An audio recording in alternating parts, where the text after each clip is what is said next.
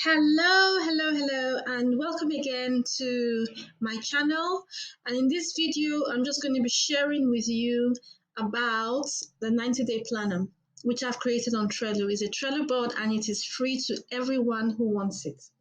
So this Trello planner, this 90-day planner is quite simple and easy to use and can be used by anyone who has a business or even for your goals that may not be business related. So I am a Christian and so I created this with Christians in mind, but anyone can use this. You don't have to be a Christian to use this.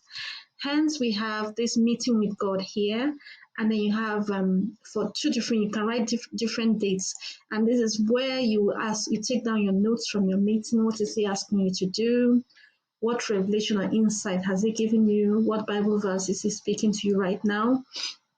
So this is where you can write them down. You can also add as many more questions, or you can add as many more points you have from your meeting with God. And then when you go on, you have the review, where you review what you have done in quarter one, if you've met your goals. All these things, you can edit them and take them off and write your actual goal that you set for yourself. And then you go on to Q4 goals, where you look at what you did in Q3 and if you need to review that. And then here we're going to be talking about, this section here talks about putting your goals in plan. So you can put in what your goal is, be very specific what your goal is. And then you need to have a clear description of the goal you want to achieve. You can write that in there.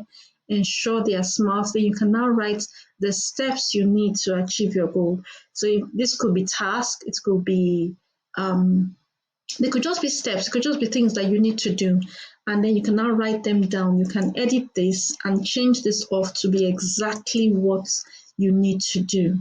And then you need to also set a reminder. So these dates have been set here, but you can actually set particular dates for each task. Okay, you can assign a new date for each of the tasks which you'll be doing. So, and then you do that. So you have that for October, November, and December.